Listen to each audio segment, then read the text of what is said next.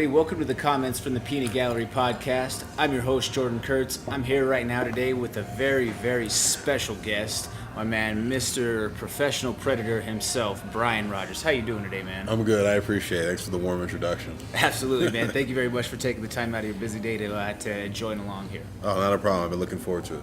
That's awesome, man. So just to kind of kick it off right away so the people out there know where they can follow along with you and some of the things that you have going, where can people follow you online? Yeah, so the best place to get me, my attention, honestly, I'm going to give you my email first, Brian at FL.G.agency. If you hear this, you want to connect with me, if I can help you with something or whatever, email is like the best place to get me. I'm very active on Instagram at B-Rog the Prerdator. That's B-R-O-G T-H-E Prerdator, P-R-E-D-A-T-O-R, B-Rog the Prerdator. Same on Twitter. I very seldomly use Facebook. I have a personal page. If you can stalk me down on there. I've got a Brian the Prerdator Rogers fan page, if you will, that I'm just starting to do some stuff with. And then I'm on LinkedIn too. Get at me there. Very nice, all across the board there. Got a presence across the entire web space. So very rarely do we come across someone who has had such success on both the business side of things as well as on the gridiron and in the cage. Tell us a little bit about your story, Brian. From Bellator to FL.G, what's going on, or what's got you here? Yeah, I mean, I feel like anyone who's known me the bulk of my life sees where I'm at now and isn't too surprised. But I'm originally I'm an Ohio guy. You guys kind of see that come forward in my brand online, those that follow me. But I'm a Northeast Ohio kid, went to Kent Roosevelt High School, grew up doing martial arts until I got into high school athletics. Was a football, wrestling, track kid, which helped me earn a scholarship to Walsh University, which is a Division II school in North Canton, Ohio. I was fortunate to play football at Walsh University, located in Canton, Ohio, the Pro Football Hall of Fame. Awesome venue, holds 25,000 people. We would get 2,000 to 5,000, one of those, but it was a great experience. Post undergrad, done with football, bored, had no clue what I wanted to do with myself, but still wanted to compete, still wanted to be an athlete, so that's why I kind of got into MMA. I kind of had my first amateur fights as I was going to grad school at the University of Akron. I was fortunate to have a grad assistant job at the University of Akron coaching athletes from 06 to 08, which helped me get my master's degree in sports science with emphasis in coaching and leadership, which is, I probably don't have a master's degree unless I get that scholarship, before. So it was a great opportunity, good chance to be in the weight room during like the beginning of my amateur and my pro career. Started out, 1 and 2 as a professional. Made my debut on the Iron Ring, a very short-lived BET reality show series, in which my corner for that fight, Jules Santana was in my opponent's corner from Dipset. My corner was my head coach, my former head coach, Marcus Marinelli, out of Strong Style MMA, home of former world champion Stipe Miocic, is where I'm originally trained out of. Little John and Shoney Carter. So okay, that's it was a wild crazy. crew. I didn't even know that was in the mix. Yeah, man. So I made my debut NBA All-Star Weekend, February 2008.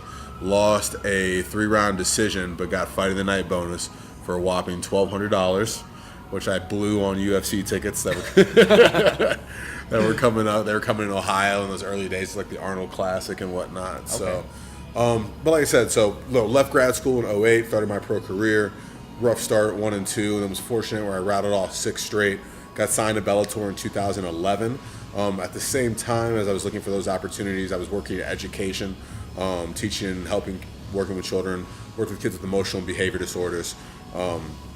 Did that from about 2009 till about 2013. Kind of part-time did that while I was with Bellator, part-time not, because I decided that I wanted to put more of my energy and just full focus into training. So I left away from the school stuff, I think in 2011, 2012 when I got signed to Bellator. Started just tutoring kids when I was in town, but just traveling. One of the places I was traveling to quite often was Denver, Colorado, to train with my good friend Chris Camozzi, who trains out of Factory X. I met Chris in 2008 while trying out for The Ultimate Fighter Season 7 or Season 8. And first of all, there's not a lot of normal dudes who are going out for tough. Some of them are cool, a lot of them are not. Had a good vibe, good chemistry with Chris, right from day one in 2008. Stayed in contact, stayed friends. He'd come to Cleveland, I'd come to Denver. Eventually, as like and I was just seeing more parts of the world, traveling domestically and internationally for Bellator and things like that. I realized that the best way to really help people or to make a difference was really through business. I was an educator. Educators are underpaid.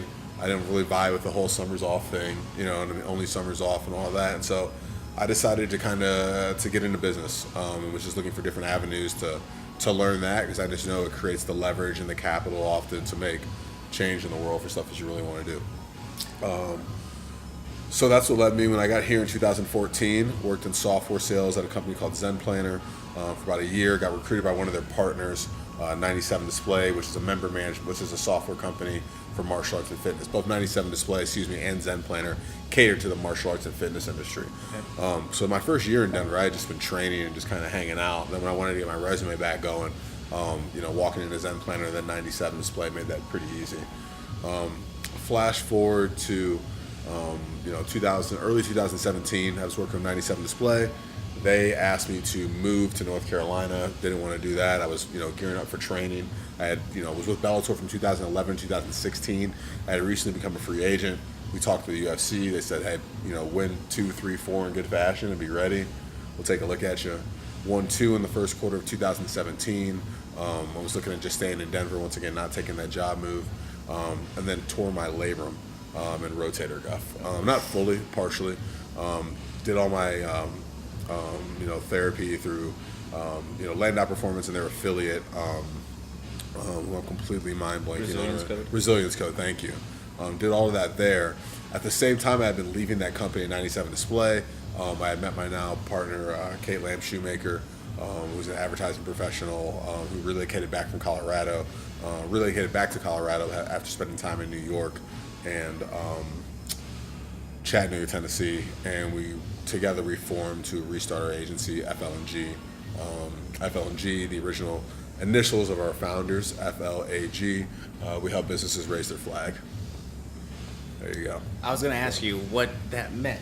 But, thank you for beating to the punch on that one. Yeah, no problem. So I've had, honestly, mixed martial arts and just athletics in general have opened up a lot of opportunities and doors for me, and that's kind of where we're at, today. I just kind of, my old coach, Marcus Marinelli, always told me you have to be able to get something out of this sport. Like, you can't let it just use you. You have to use it. And so for me, that was just different business circles I was in, getting into commentary and I've had interviews at Fox Sports, on the lot and things like that. This was always with Bellator, but made those relationships to do more.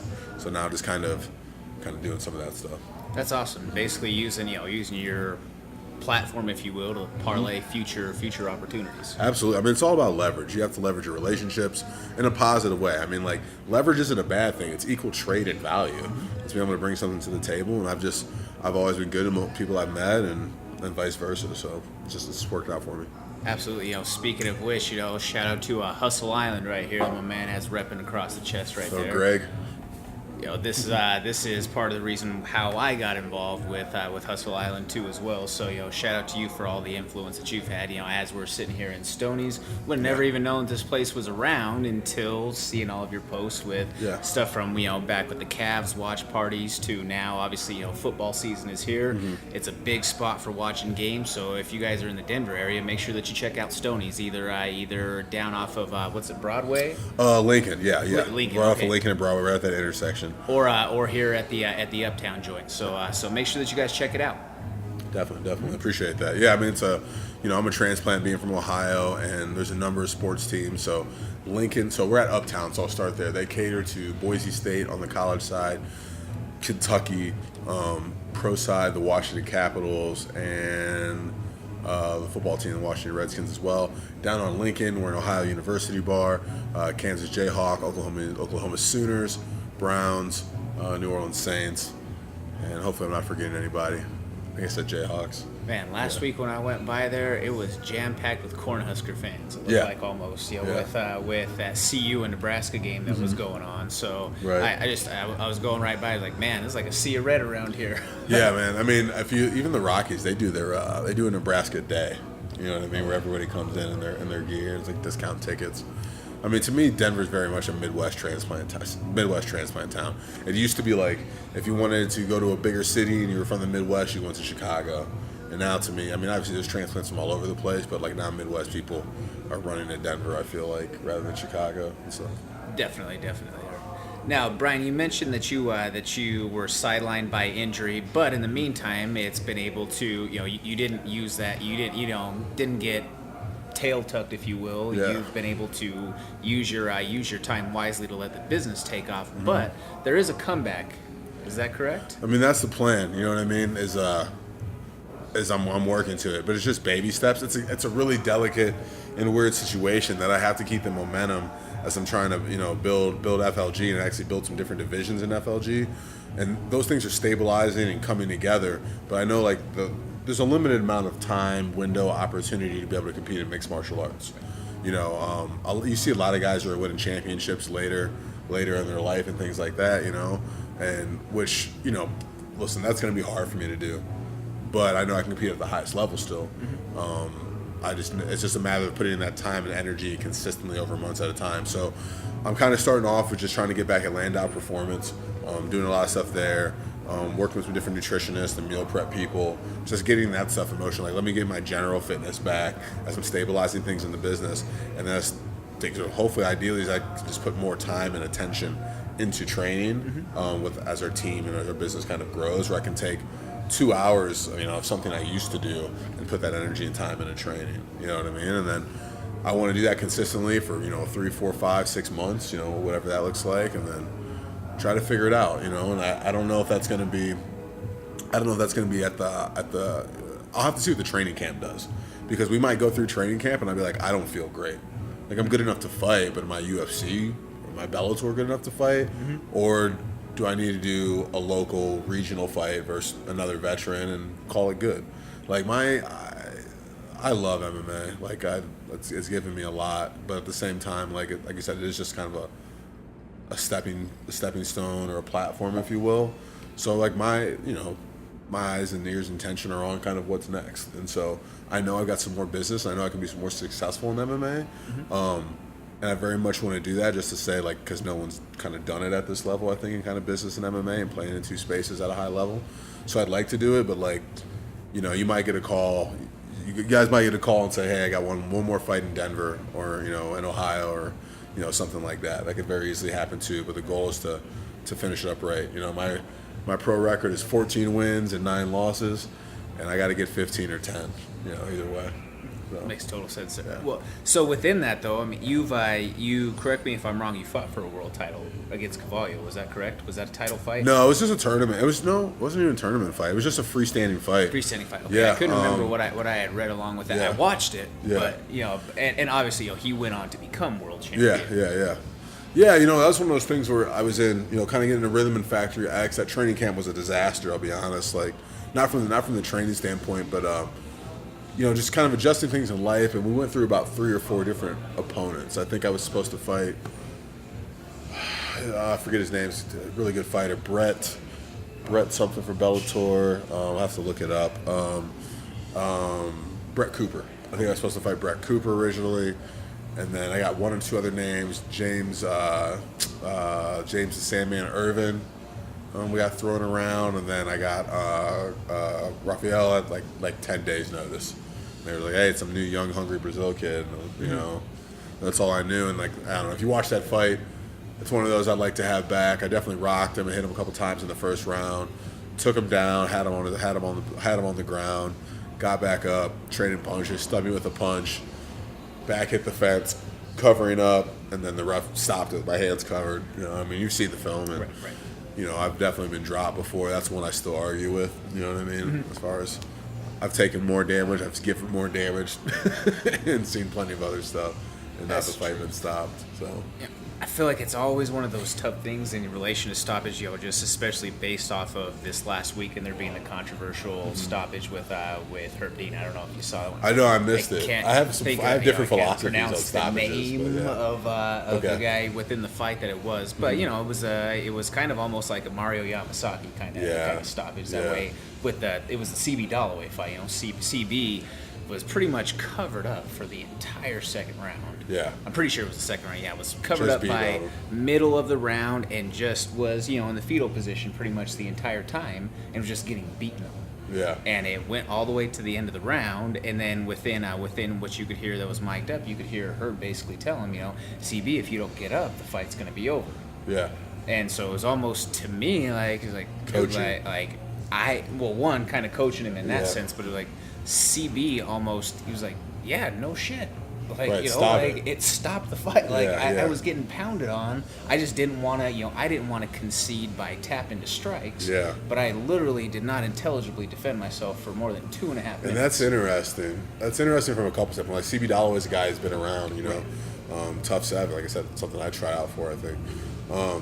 Maybe he was on Tough 8, I don't remember. But he's been around for a while. And it's funny, if you see that in his body language, like 10 years ago, 5 years ago, like, he's not waiting. He's pouncing up and this and that. But, like, it's a weird thing that happens as you get older in the game. I mean, you become smarter, and part of it's good and part of it's bad. Part of it, like, sometimes you don't know when you're getting your ass kicked.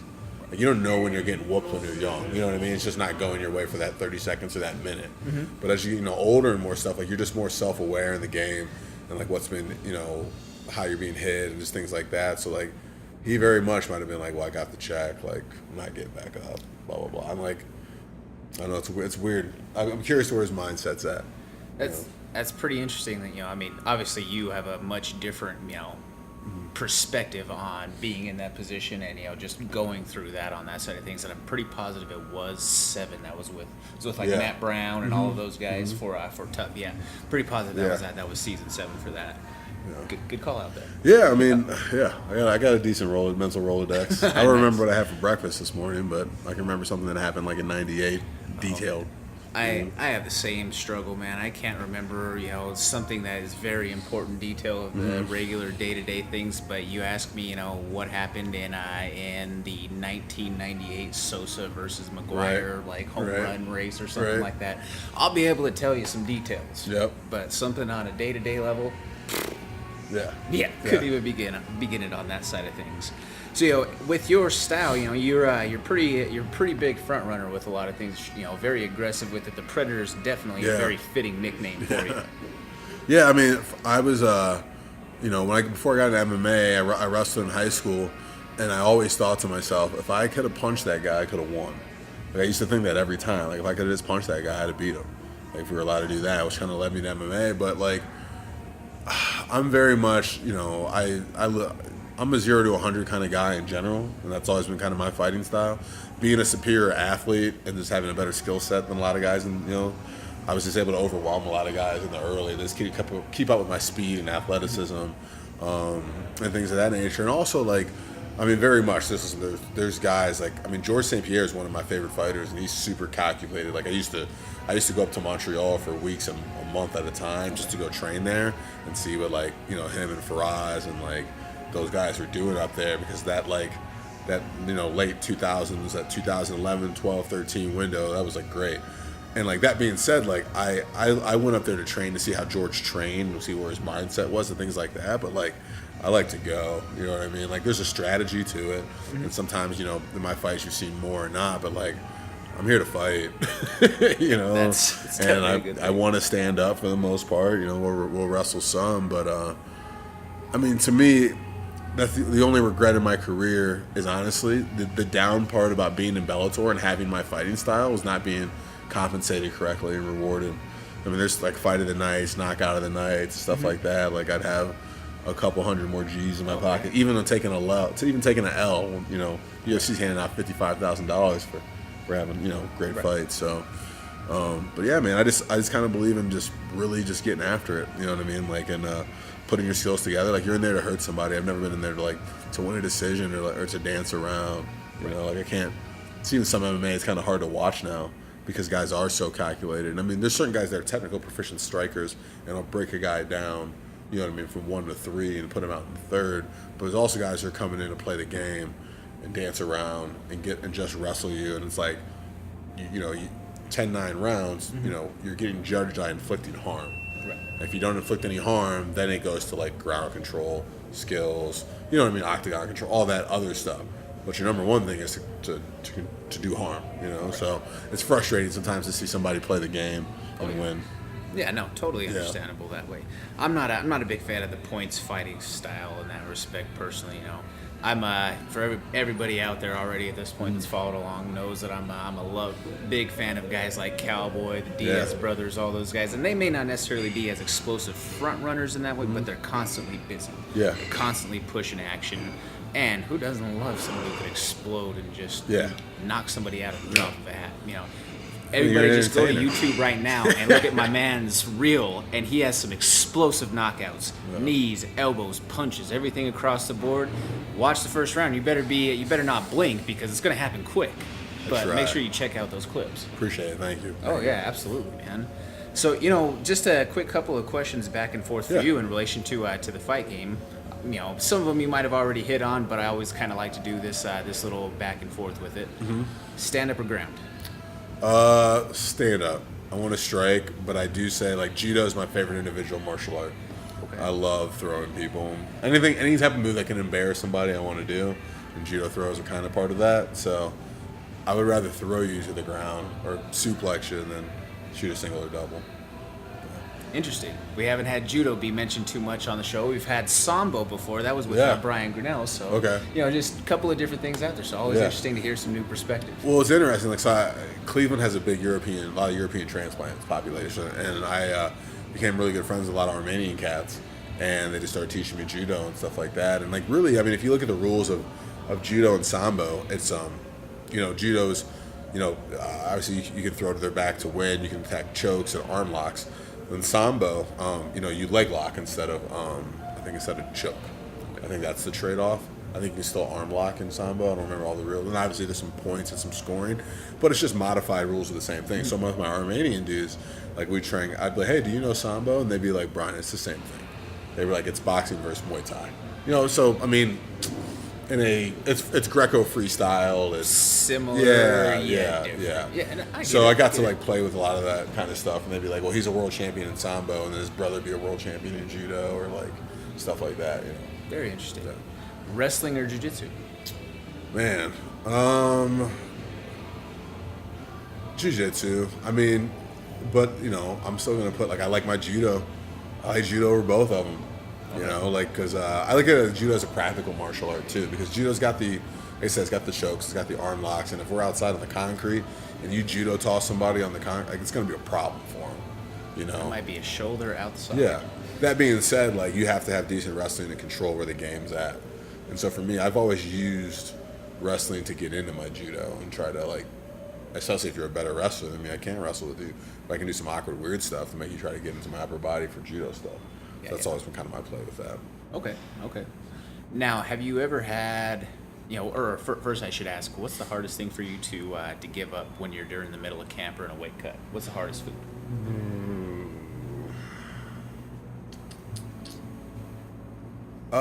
It's honestly, it's only during football season. During football season, I want to go watch Ohio State. I want to watch the Browns. I want to eat just bar food during football season. Okay. But other than that, I've been very disciplined in my life, where I've eaten perfectly for 3, 4, 5 months. I'm very. It's fun, you mentioned, my fighting style. I'm very 0 to 100. Over the last year and a half building this business, have not been eating well. Okay. And it's been kind of chilling. But now I'm just looking to kind of turn the corner and go into that. But I can shut down food really easily, when I have a reason to. So it's just the time of the seasons, community, family stuff. You know what I mean? That makes sense. Makes sense. Definitely, hard to when you're always at places like this and have great, great food, great environment, not to want to enjoy. Right. Yeah. My dad himself, he did a little bit of a health cleanse for himself, where he went a week without meat, and he was watching one of the football games last week. He was like, I'm watching a game and I don't have meat. Yeah. This does not feel normal. Right. Yeah. So I can totally understand the feeling there. Yeah. Just the comfort of it in that respect. Now, with that being mentioned on the site, have you had issues with cutting weight at all in the past, or anything that's been a major difficulty on that side? Yeah. I mean, so my last fight at 185. Excuse me. My last fight was at 185. Was in 2014. And since then, I've been fighting 205. A combination of things. Getting busier with life, you get older, so you can't get your weight down as much. And then So anyway, sorry. So let me preface that. I was getting ready to fight Joey Beltran in April of 2014. Got started in training camp late, just was busy with life and juggling the jobs and all that kind of stuff. And I think I started that camp at 235, I want to say. 8 or 9 weeks out. And it just doesn't weight just didn't come off like normal. So the lowest I was able to diet was to 205. And I drank the week, so on Sunday, the fight was on a Thursday or Friday night. I think a Friday night. I drank 3 gallons of water to start my hydration stuff, and I woke up Monday morning 220. Had to make 185 that week. And I did it. Yeah, it was terrible. Horrible. I thought I literally, like, at one point, like, I asked him, like, when we got out the sauna, like, I asked for my phone, and, like, I made a couple phone calls, and I was, like, real adamant about it, and I was like, give me my phone. I need to make a phone call. And I had to call some people. And looking back on it, like, I think subconsciously, my body thought I was dying. Yeah, I was going to say, was it like almost like halfway? It was weird because I got like proverbially. Like as soon as like we made the weight, I was like, I need my phone, and like I wasn't like to screw around on the internet. Like I like made some calls and things like that. You know, we still had like 2 hours to weigh, and I had to sit and suffer still.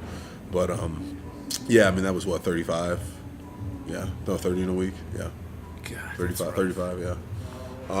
So that was the worst, and then after that we decided like, listen, let's try to stay in 205 and use your speed and power advantage. You know, right. Mike Tyson was a 5'10". I always thought to myself, like, all right, if I kind of wonder what it would have been like if I just would have changed my body and stayed at 205 throughout my career, because the weight cuts were always tough. You know what I mean? I was a guy who played football at 235 in college. Mm-hmm. Would walk in MMA at 220. Could get up to 235 though.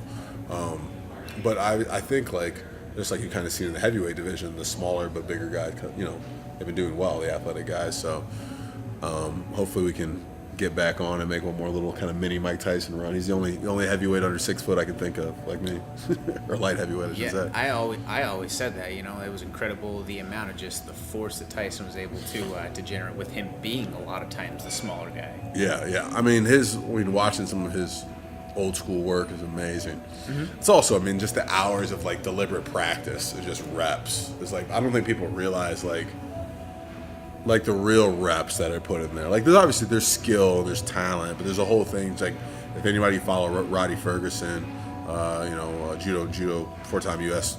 judo national champion and Olympic qualifier. I've trained with Roddy in judo and jiu-jitsu. He always talks about deliberate practice, and it's just reps, and it's that's the key to something like that. Yeah, no, that's totally understandable on that side of things. As far as, just because I don't know exactly where we're at with memory, mm-hmm. and I just set myself half an hour timer to see exactly within that. Yeah. I'm going to check this real quick. Yeah. Is there anything that you want to share directly with the people while I check the video monitor real quick? Yeah. Let's see. I don't know. We'll edit and we'll come back. I'll talk to you.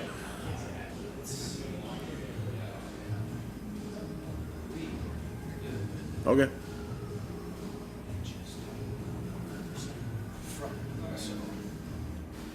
Roll with it. I'll just try to rap.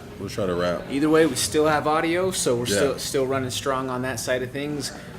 Just for the people that are out there listening, I'm very appreciative of your patience along with it. We're testing out some new hardware and equipment today, so we're going through a test run on all things across the board. Like, speed is more important than perfection.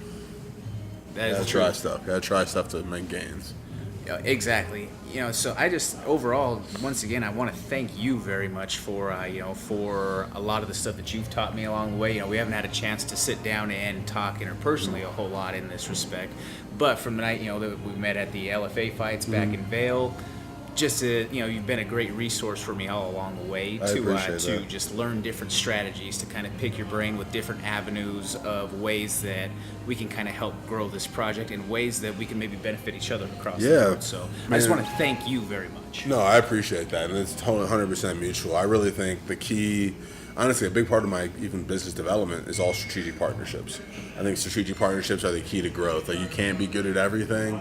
And once again, kind of going back to this leverage, you know what I mean? Like, we can leverage each other's skills and strengths. I got this, you got that, I can do this, I know this guy, I know that, you know what I mean? That's how you work to build something, or help, and I think people can like everyone. There's enough space and time for everyone to win. You know what I mean? And life and everything else. But just like people just got to communicate and help each other.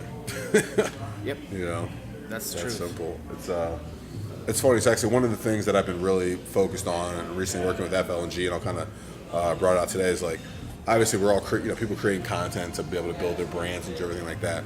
Where I'm building a separate wing of FL.G. That's going to be kind of branded. Like I said earlier, FL.G. We help businesses raise their flag. Building a division of FL.G. that we're calling Flag Talent, or potentially the Standard Bearers, in which we're basically, obviously I do a lot of social media, a lot of marketing for small businesses and a variety of tech software shit all over the place.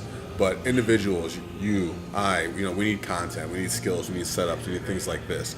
And it's, not everybody is Gary Vee and has a full-on production team that can do that. Yeah. So what we're doing is I've literally built that model of social media, PR, business development, virtual assistant opportunities, whatever an individual needs that doesn't, maybe they have a business and they just need personal help for their side project or whatever it may be, athletes, entrepreneurs, creatives, artists, musicians, really trying to get deeper into music.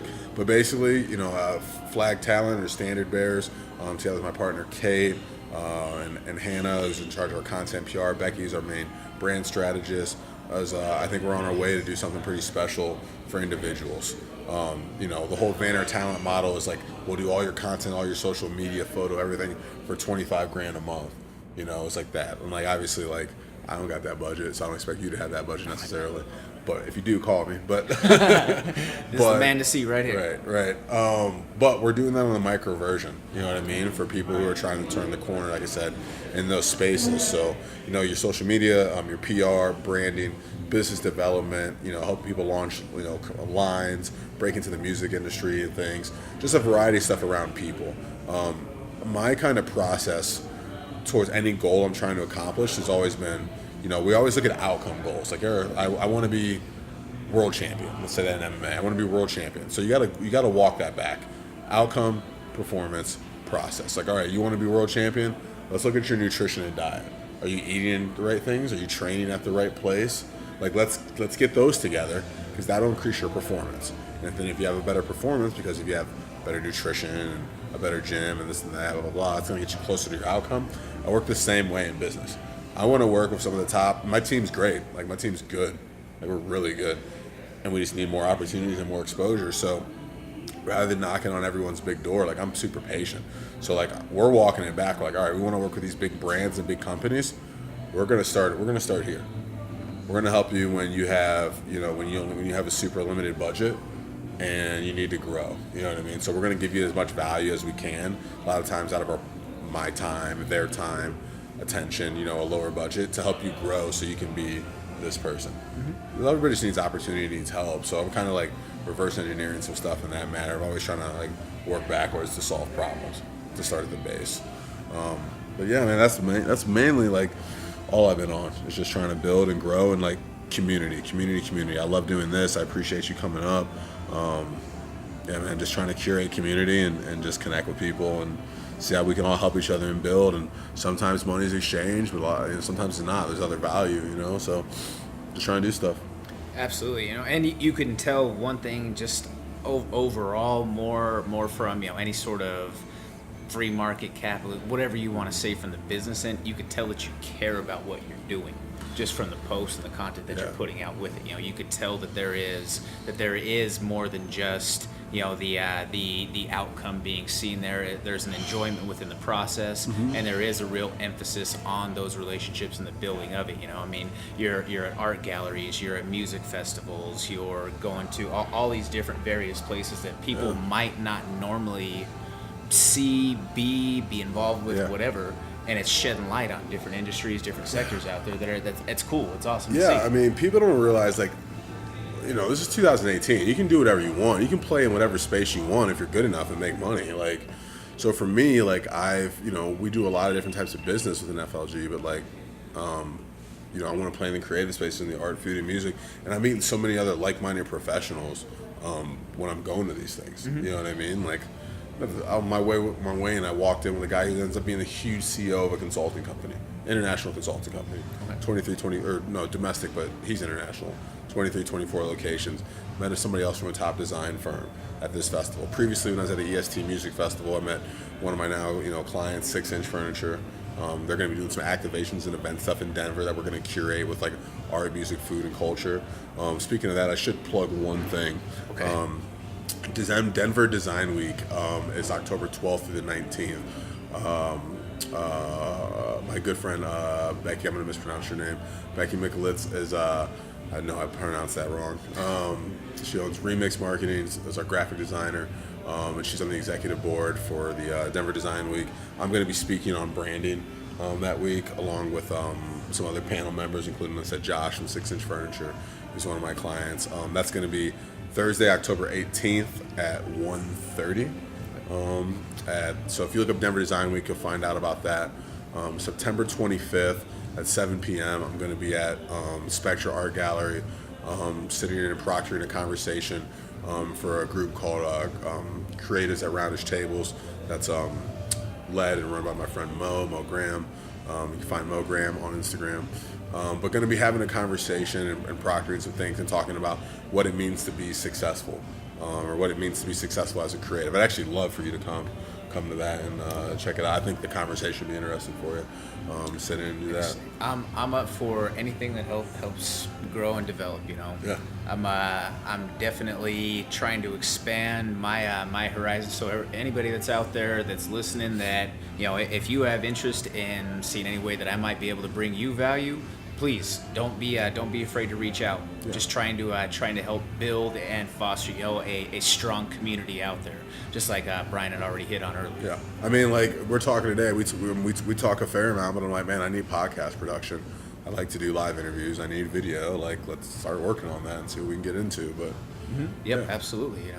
So I just want to throw a quick couple of plugs out myself too, as we come to a wrap here. I want to throw a big shout out first and foremost to Hustle Island. I exchanged messages back and forth with Greg this morning. So nice. thank you very much for always being on top of the game out there with everything Hustle Island. Want to throw a shout out to the Terphouse, Got Terps. Thank you very much for everything that you guys do out there. I'm going to cut you off. Let me say that I'm going to be doing some wholesale business development.